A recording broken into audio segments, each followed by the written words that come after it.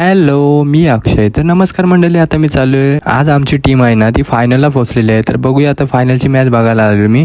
तर बघा आता फायनलची मॅच चालू आहे आणि बघा पवींनी मस्त अशी बॉलिंग टाकलेली आहे. फक्त 6 बॉलामध्ये फक्त त्यांनी 2च धावा दिल्या. तर बघा आणि नंतर मग आता आमची बॅटिंग आली तेव्हा रोहितने मारला पहिलाच शॉट आणि त्या बाबा कसली कॅच दिली त्यांनी घुमून आणि रोहित आऊट.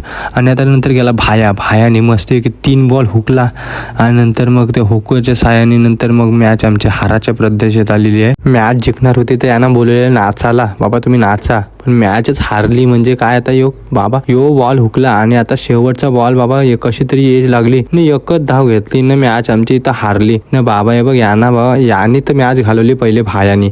3 बॉल हुकला.